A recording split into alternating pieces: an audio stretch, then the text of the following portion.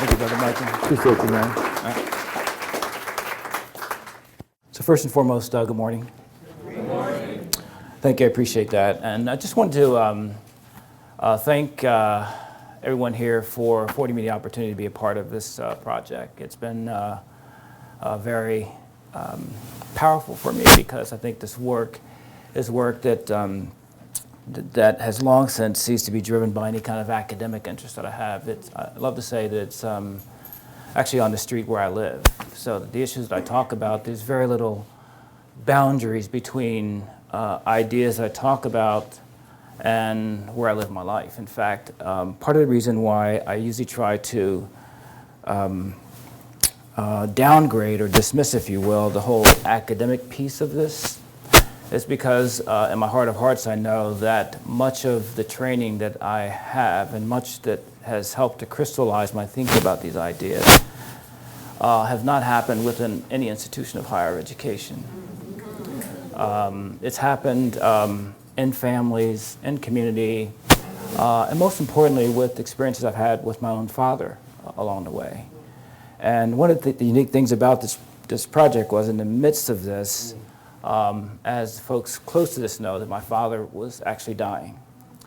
And so it helped to sort of bring this work full circle, because when I get into talking about these notions about wounds, that I believe that we as a people carry so many of these wounds, and that they're so incredibly invisible.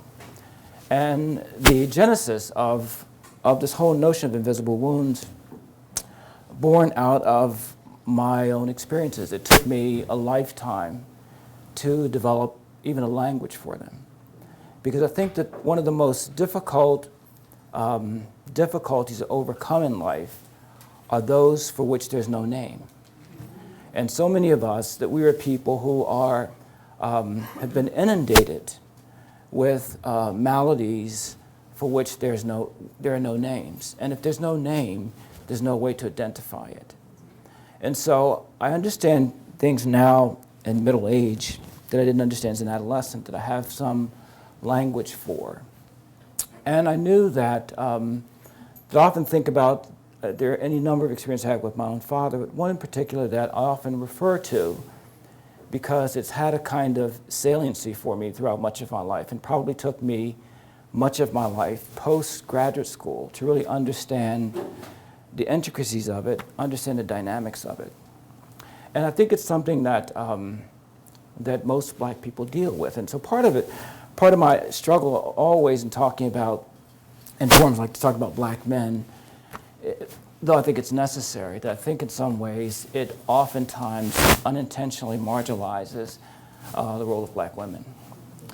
And I remember my mother saying to me, who has 4 sons, and I'm the firstborn, she said that the day you were born was the day I stopped having a peaceful sleep at night. And so I can't imagine there's any black woman on the planet, or any woman of color for that matter, who sleeps peacefully at night, particularly if you have a son. And to think about that, it's something that you should be able to take for granted. But the experience that sticks out for me was one where I, like many young people, revered my father.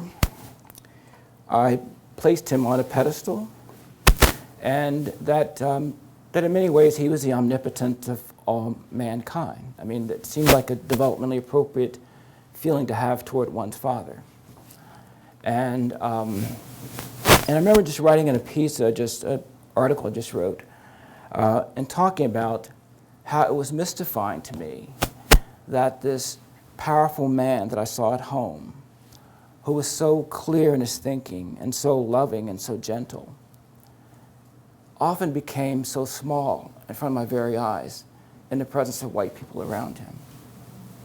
And so as his firstborn son, staring up at him and revering him, to this day I have a very poignant memory of his interactions with white men who were rather adamant in their insistence that he refer to them as Mr., while they addressed him by his first name. And this was puzzling to me, and I kept wondering why. And would ask my fathers. And the father said, well, when you get older, you understand this. Fortunately, before my father died, at his bedside, I was able to tell him, hey, Dad, remember that day that happened? You're right. I understand it now. I understand that. You did a great job. And you had half as much as I have. So this is very personal for me. And so what I want to talk about today is that I think that there are, at least minimally, two dominant stories that characterize the lives of black men. One told, one untold. And the told story is replete throughout and undergirds virtually every aspect, every single aspect of how African American men are regarded in our society. Just this one story that's told. This particular story, it so saturates our consciousness that it informs every action and inaction that is taken regarding the life circumstances of many African American men. And you all know the story. You know the told story because we hear it all the time. It's the story of thuggery. It's the story of presumed criminality. It's the story of baby mama drama, emotional absence and physical unavailability. It's a story that perpetuates the notion that African American men are largely uneducated, inarticulate, unemployed, and above all, as the lyrics from a rap song would suggest, all non-void. It is a story that we all have heard before. It's one that informs both how many of us think about ourselves, and quite frankly, it informs how we believe we are seen. And so it's the other dominant story that I want to highlight today, and it's the untold story. And it's just as dominant as its counterpart, yet it remains untold. And the untold story is a story about trauma. It's a story about oppression. It's a story about African American men as the victimized and not the victimizers. And the telling of the untold story is not to suggest that somehow the told story should not be told, but rather that we should hold these in connection to each other because both are significant, both are needed. And so I think it's difficult to talk about African American men without talking about how our life experiences are profoundly and intricately shaped by the intersections of race and trauma. And the fact that African American men are black is not inconsequential. The fact that African American men are black is not inconsequential. It's very significant. And so race remains a powerful organizing principle in our lives, and it shapes virtually every single fiber of our being. It still informs what is considered right, what is considered valuable, what is considered normative, abnormal, and right down the line, so forth. It informs who gets to participate in certain activities and who doesn't. And that race remains so incredibly significant in our society that we can't even acknowledge how significant it is. So we deny its significance. We deny seeing color while we respond to it consciously, unconsciously, and most assuredly we respond to it viscerally. And so we live in a world that is divided by race, and we have this affinity in the States to, here in this culture in particular, to divide the world into halves, good and bad, up and down, black and white, and people of color and white. And if in fact it were merely just a benign division where we just divided it in halves and each half is treated equally, there would actually not be a problem. The difficulty is that there is a value and a hierarchy attached to the division. So much so that those on the top are considered valuable and those on the bottom are considered devalued. And so this differential value affixed to race contributes to a circumstance where those on the bottom are essentially subjugated and oppressed on the basis of race, while those on the top enjoy the privileges of having their realities shape what is reality. And that's the privilege of privilege. That's the privilege of being on the top. And those who are racially marginalized essentially live their lives within a context of racial oppression. And so I do believe that as we think about the needs of African American men and people of color by extension, that it's important to consider this relationship between oppression and trauma. And in some ways, it really is a misnomer to even speak about oppression and trauma independently, because in some ways, that the two issues are really should be conflated. They're one of the same. And so what I believe is that oppression, and any form of oppression, is in fact inextricably tied to trauma, so that you cannot experience oppression in any form or fashion without that being a traumatic experience. Yet on the other hand, that all trauma is not necessarily connected to oppression. It's possible to experience trauma that's not connected to oppression. And so what I believe is that African American men live their lives behind an impenetrable wall of racial oppression. And so to this extent, it doesn't matter how much class success we enjoy, that racially we are behind this wall of oppression. It doesn't matter how much heterosexual privilege we enjoy, that racially we're trapped behind this wall of oppression. And so what I believe is that while there are vast differences within African American men, I also believe that there's a unifying thread that ties our lives together in ways that are inextricable. And that's defined by race. And it doesn't matter how much education we have, how much money we have, who we talk to, who we don't talk to, that there's a way in which that's this unified experience around race thrusts us all in the context of racial oppression. And so what I believe is that in terms of trauma then, the trauma refers to any event or circumstance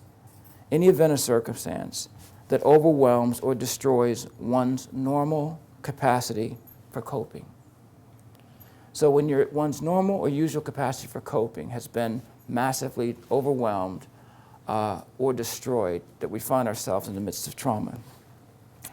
And in a sense, trauma is a life-altering experience that one cannot be exposed to trauma without sustaining wounds from trauma.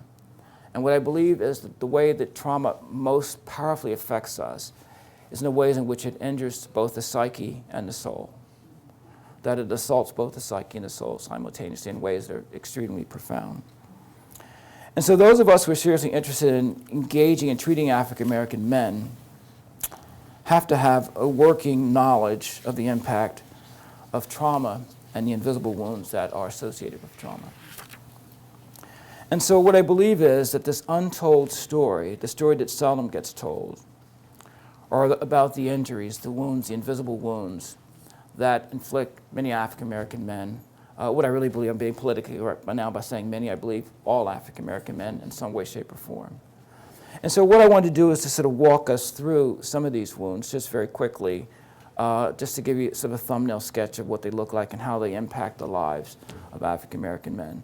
And at the foremost, at the centerpiece of the wounds is one that I always start with, is this wound of devaluation, because I think it is at the core of much of the wounds that black men and people of color in our society suffer from. And devaluation really refers to, essentially, is when one is stripped of the essentials of their humanity. When one is stripped of the essentials of their humanity. And the essentials of humanity, quite frankly, dignity and respect. And so one cannot not be devalued and retain one's sense of dignity, that one's dignity is massively assaulted. And so what devaluation is, it's like a slow-moving, untreated cancer that eats away at the core of one's being. It distorts one's life. And the thing about it, the reason it is so incredibly profound, the reason why it is so incredibly debilitating, is because it is so inextricably tied into these other secondary wounds that when you experience them, you certainly don't feel secondary because they're paralyzing. And so it's impossible to experience devaluation and not experience some modicum of shame, because shame is the first cousin to devaluation. And the thing we know about shame is there's no emotion in our entire emotional repertoire that is as powerfully debilitating as shame. It is shameful to acknowledge shame. It's a shame to have your shame exposed. And many of us don't even talk about shame with those with whom we have the closest relationships. That's how powerful it is. And not only is shame a fundamental aspect of devaluation, but also is humiliation. And that when one is devalued, one has perpetual experiences with humiliation. And I would be, even if someone stood up here now and said, I've never been humiliated in my life, I'd be hard-pressed to believe that. Because if your tent has been pitched along the margins of society, where you have endured the wound of devaluation, then you know what it's like firsthand to experience humiliation. And so devaluation, shame, humiliation are all tied in together. And what they all do is they eat away at some sense of dignity and some piece of respect. And so much so that our quest for respect becomes that which we're willing to die for. They're willing to die for it. And I've been asking workshops before, very innocently but naively, but doctor, what decent human being would be willing, and I'm thinking about these young thugs out here, what decent human being would be willing to die for something so fragile as respect? What is that to die for? And my response is that respect is willing to die. One is the only people who are willing to die for respect are those for whom respect is so hard to get. That's who's willing to die for it. And so we have in our midst today, while we're here gathered, somewhere on some street, perhaps here in Oakland or somewhere else, young black man taking a bullet and one exchanging a bullet, all organized around the issue of RESPCT. And that's how fragile, that's how delicate it is. And so related to devaluation is another wound, which is, that I refer to in my writings as assaulted sense of self. This assaulted sense of self. And what happens is that when one is perpetually devalued, that one of the byproducts of unrelenting experience with devaluation is it assaults one's sense of self to the point where that my sense of self is massively distorted, that I don't really know who I am in some ways, that there's a lack of clarity about one's authentic self.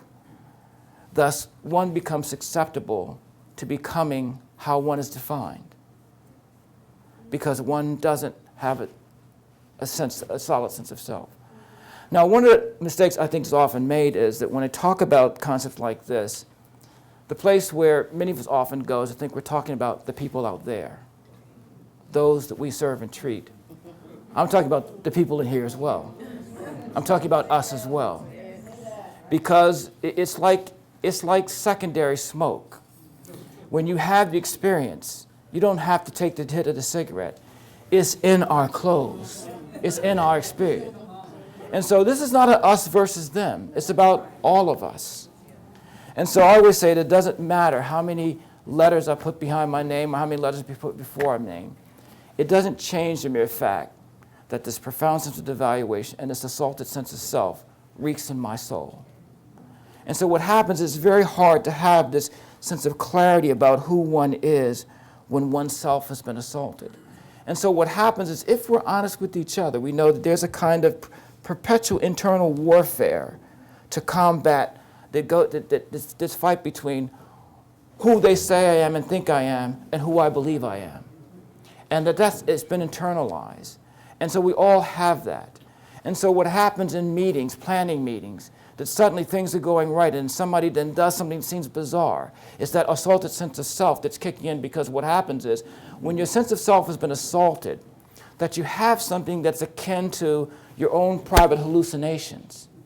It's like where your mind starts telling you that, oh, she thinks I'm that, so therefore I respond based on that. Or he thinks, oh, well, I'm going to let him know that that's not. And so suddenly this bizarre thing comes up in the middle of the meeting that had nothing to do with what's going on, but it's that assaulted sense of self that's kicking in. And so one of the things that I've noticed as a therapist, and I see this in the families I work with, I watched it right after the Mike Brown murder on countless interviews on CNN. And I think it's what many of us in the same room will do. It's only people of color, in my experience. It's only people of color. And particularly when we talk about our kids. It's only us who talk about what our kids aren't rather than who they are. And that's not because we're bad parents. It's not because we don't care. It's because we understand the complexity of the reality in which we're embedded. We understand when I say, oh, my son is not a thug, that I'm saying that because I know everybody out there thinks that he is. And if I don't say it, then it never gets said. And so I watched these people, and it infuriated me when I watched these residents of Ferguson. I understood why it happened. But on CNN Nightly, they're taking the mic and they're saying, what's happening here is not Ferguson. This is not our community. This all this unrest. This is not. These are outsiders. And I wondered what was propelling the need to provide that explanation. It's assaulted sense of self. Because those folks granting those interviews know that the onlookers will say, well, damn, all you black people are violent. And all you do is know how to tear down shit. You don't know how to build up. So we want to tell you, Anderson Cooper, before we want to talk to the American people through you to say, this isn't who we are. And so that's the assaulted sense operating. And that same sense of assaulted self divides us as a people. It keeps us at war not only with each other, not only inside of ourselves, but with each other, without even understanding the complexity of our condition. And so I appreciate so much, though I get tired of hearing it repetitive when I fly, and say when you're traveling with someone, in the case of an emergency, secure your oxygen mask, your seatbelt before you try to administer help to the person sitting next to you, because the airlines in its infinite wisdom understand that if I want to have any hope of saving the person next to me, I need to secure myself first. I need to do that. And so we can't save other people when we haven't secured our own oxygen mask. We don't even know where our seat belts are. And it's not, I know we have shame about this, but our shame is killing us. It's killing us. And so this assaulted sense of self then also, in the combination with devaluation, creates another wound, which is around this learned voicelessness. Learned voicelessness.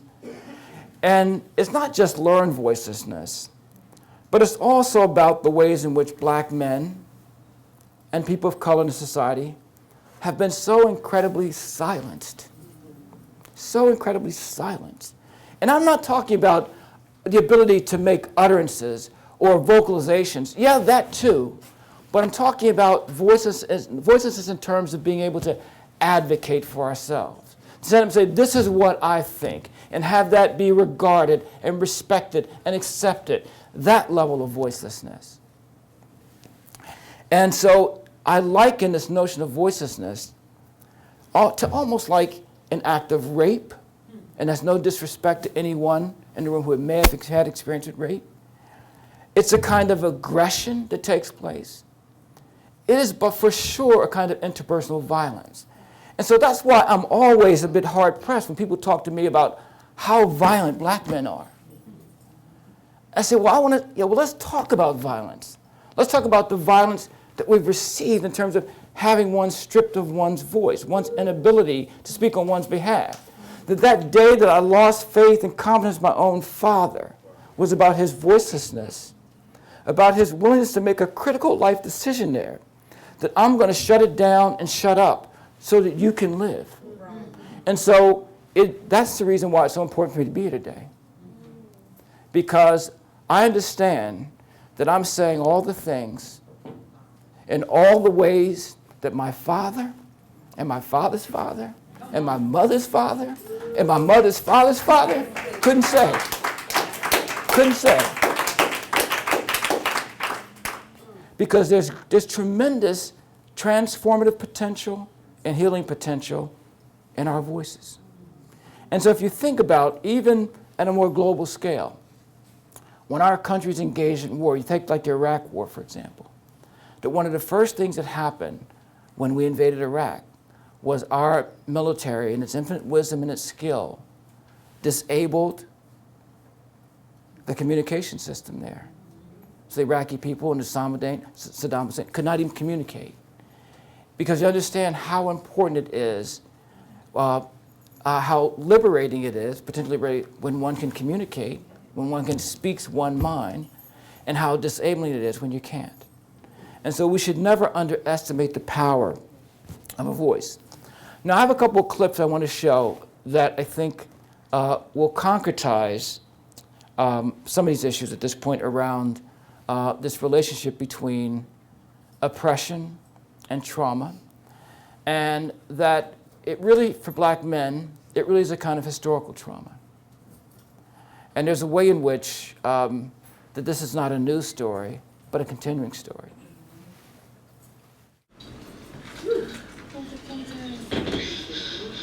I want to hear you say it. Your name is Toby. You're going to learn to say your name. Let me hear you say it. What's your name? Kunta Kinte.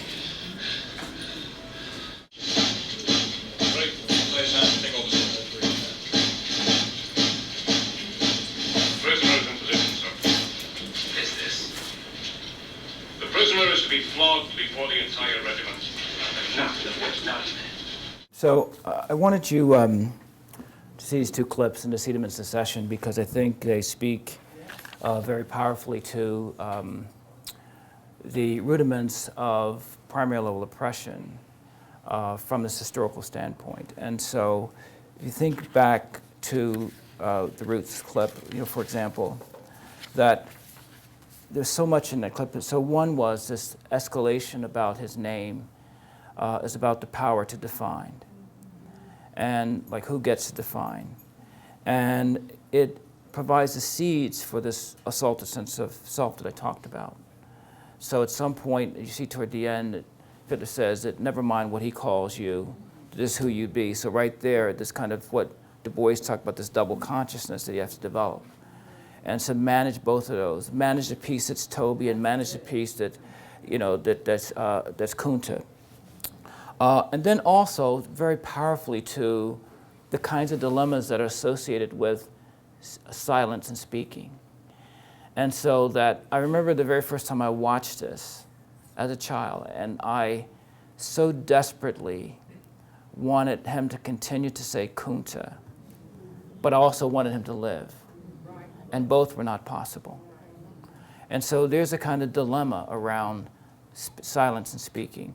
I don't know if any of you saw, but Charles Blow, who is a brilliant journalist for the New York Times, wrote a piece right after the Trayvon Martin murder. And he talked about the fact that he, as a black parent, raised his son in a way with a message, look, when you're out there in the world, don't run off from any situation because the police are likely to think that you've done something. And the mentality is to shoot first and ask questions later. So I want you to walk slowly. And then if you recall from the Trayvon Martin case, that part of what made him suspicious was he was walking slowly. So Charles Blow wrote this piece that how slow does a black man have to walk in order to not be a criminal? So it's not Roots, and it's not a soldier story. You fast forward to 2014, it's the same issue. It's the same issue. That this dilemma between how do you manage yourself in a way that's appropriate. And there's something about that that is profoundly crazy making. It's crazy because you never quite get it right. And the other piece about this was just a sense of objectification, that in both of these cases, that both of these men were objects, and that basically stripped of their sense of humanity. And part of the reason why they could be beaten so unmercifully is because at that point they're not considered human beings. And where have we seen that before? And then finally, that there was a reason why that in both of these cases that you see that these beatings take place publicly, because that's the humiliation element of devaluation. I'm not only going to devalue you by beating you, but this is going to happen in the presence of everyone else. And so when I think about Mike Brown lying in the street of Ferguson, gunned down by the police in a pool of his own blood for what some accounts said 4 hours, lying in the street uncovered. Tell me, how is that any different from this Hollywood rendition? How is it? It's the same dynamic. It's the same dynamic. And so another wound that is prominent among black men is this notion about learned helplessness, which is a byproduct of learned voicelessness. And so when you have no voice, when you can't advocate for yourself, that this sense of helplessness develops. And this learned helplessness is a kind of unconscious sense of resignation. It's like very much tied to hopelessness. It's when you give up, though it remains, I think that what I'm talking about in learned hopelessness is a kind of unconscious phenomenon that even someone can sit and say, no, I'm full of hope. I'm hope. I have lots of hope. And be suffering from this invisible wound of hopelessness because it's an unconscious process. And it's this sense of resignation. And one of the reasons why, it's one of the many reasons why we have these nagging questions about why do oppressed people not vote? Why do oppressed people not go to the doctor? Why do oppressed people not show up for health care? Well, it's because it's a sense of underlying despair that's tied into this learned hopelessness. And it's also the reason why those who won't go to the doctor, won't vote, who also have this unrelenting belief in God and religion. It's because somehow there's something greater than myself out there. I can't rely on my own sense of agency around this. And so that becomes both a blessing and a curse in terms of this piece of learned helplessness. And now another wound that I want to mention here is one that is the byproduct out of all of these. And so that my thought is that you can't have these other wounds without also having rage. And so that rage is a byproduct of all of these. And that with rage, that there's a distinction to be made between rage and anger. And that rage is tied into experiences of degradation, and it occurs over a protracted period of time. And so that when one is humiliated, when one has been silenced, and one is degraded, that rage is a necessary byproduct. And here's what I always find that's so incarcerating about the situation is that black men are thrust in a set of circumstances for which rage is a normal byproduct of the circumstances that black men are in the midst of. And yet there are no legitimate opportunities to acknowledge or express rage, none whatsoever. And so here you have these conditions, and you have this, what's a normal reaction to these conditions, and yet no place to express it. No place to express it. And so there are several different manifestations of rage. And so one is that we think back to the clip with, the Roots clip with Kunta, that his insistence on continuing to say his name was Kunta, in fact, wasn't a behavior that was fed by rage. It was the defiance was rage-driven. You see in the second clip where the Denzel Washington character, also with a kind of defiance, that the rage was much more a quiet kind of rage, almost like saying that you can lacerate my skin, you can break my skin, but you can't touch my soul. That my soul is going to be in place no matter. And then you see the single tear that falls, let you to get some sense about the underlying despair that's there. Now, with rage, that there are any number of ways in which, without appropriate channels to deal with rage, that black men deal with rage. And so some of it is externalized rage. And so their children and their loved ones, their partners, significant others, become the receptacle of that rage. There's another way in which the rage is doused out with alcohol and substances. And so that when we see this high prevalence of alcohol and substance use, and this kind of where this expression at home that can't take place on the outside, to all those are manifestations of rage. Now, another wound has to do with something that Galen referred to earlier, and I think that constitutes the centerpiece of the work that he does at Village Connect. It's this notion around relational ruptures. And so that it's very difficult to have these traumatic experiences and not have relational ruptures. So you show me anybody who's had profound and complex trauma in their lives, and I'll show you someone who has difficulty in relationships, in a relational network. And so that this phenomenon of psychological homelessness is very prevalent among oppressed people. And that it has nothing to do with having a roof, heat, hot water, air conditioning. It's home in a metaphysical sense. It's about a place where one feels safe. When you think about what home is, that home is a place where you feel free to be who you are, free to have unconditional love. It's the temple of our familiar. It's where we feel secure. And what I'm suggesting is that I think it's very difficult for black men in society to experience a sense of home in an existential sense. And so what happens is their relationships play a huge toll around these issues. And so that the other story that gets told is about how we can't stay in our families and how we abandon our women. And that is a condition that we really need to take a real serious look at. The untold story gets into the underlying reasons for why these things take place. And that story is so much harder to tell. I give talks and I have people interrupt me all the time because you're making excuses. You're making excuses. No, I guess what I believe is that there's a distinction to be made between explanations and justifications. What happens is there's no justification for it. But the absence of justification should never mean that there's no explanation. And as long as we're not curious about explanations, we'll always continue to do what we've always done, and we'll get the same results we've always gotten. And then finally, Michael referred to this earlier in jest when he talked about how he and other black men were suspicious. And so I think that another invisible wound is this generalized suspicion. And that the only black men that I know who didn't have appropriate levels of generalized suspicion are dead black men. Because it makes sense that you would have suspicion. If you've been beaten and stepped on and mistreated, why would you not? It's healthy to have a sense of suspicion.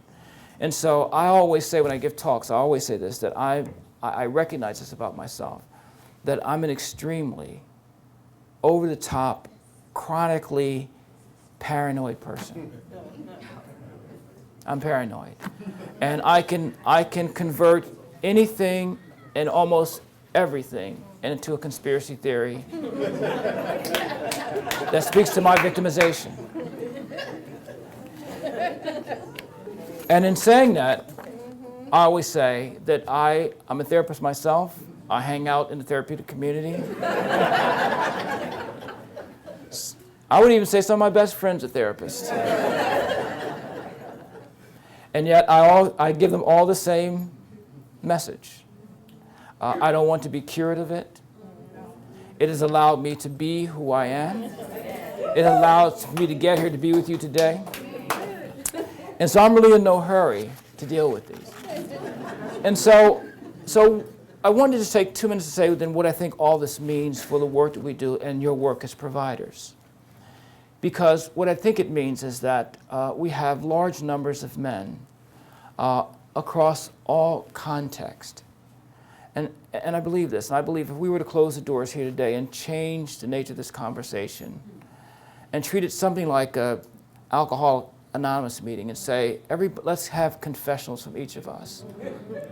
I think that what we would do is we'd stand up and we'd say, hi, my name is Kenneth Hardy, and I know firsthand what it feels like to be devalued.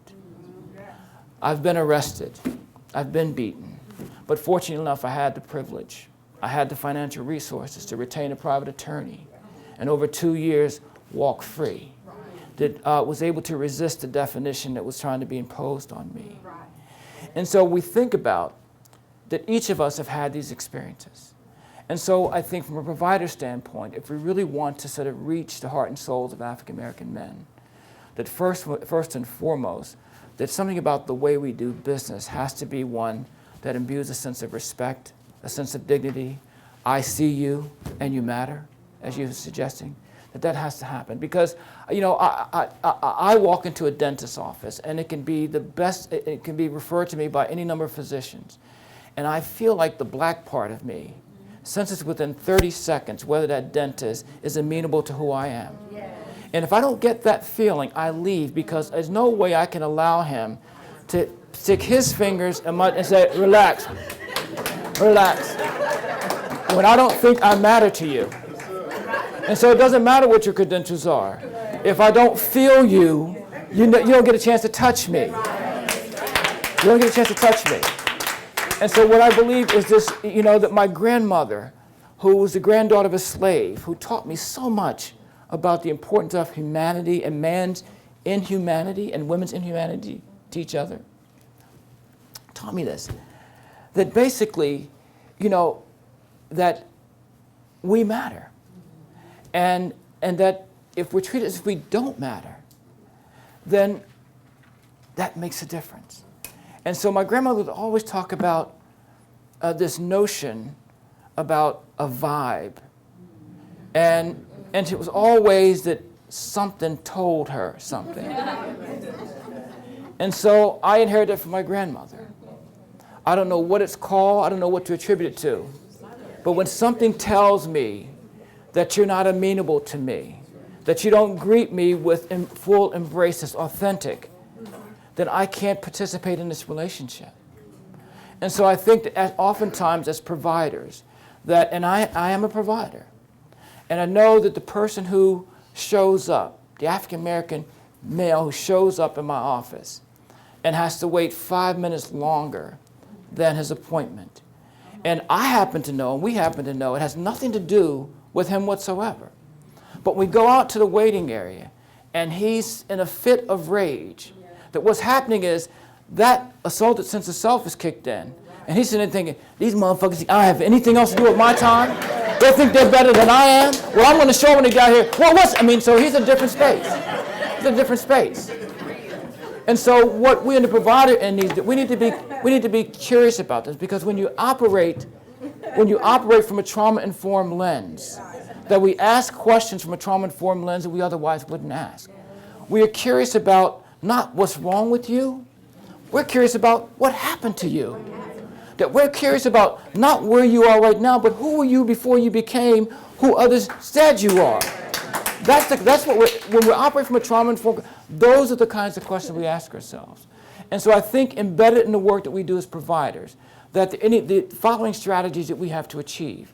One is we have to look at our systems and practices and make sure that we have built into what we do mechanisms that are designed to counteract devaluation.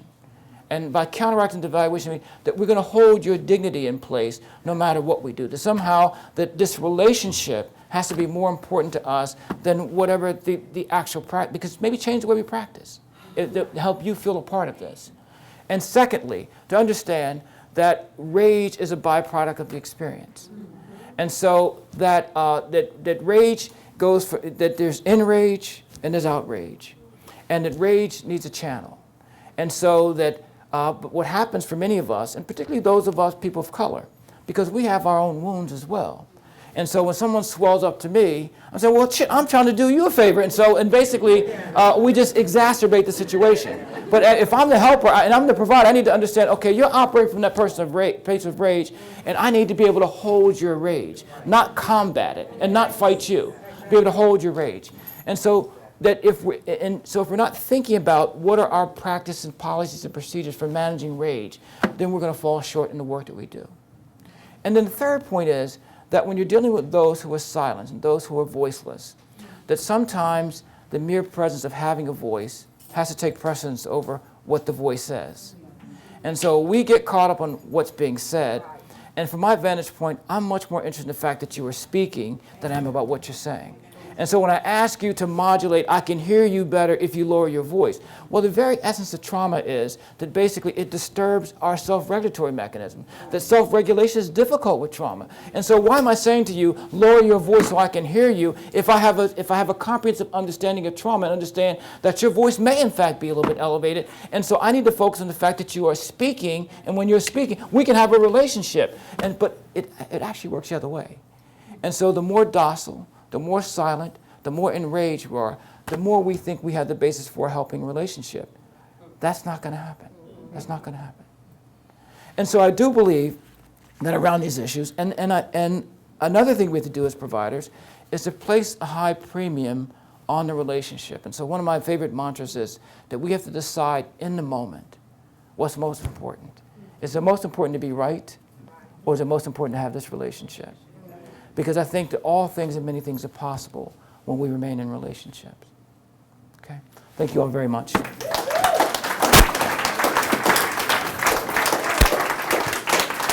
you. Thank you. Thank you.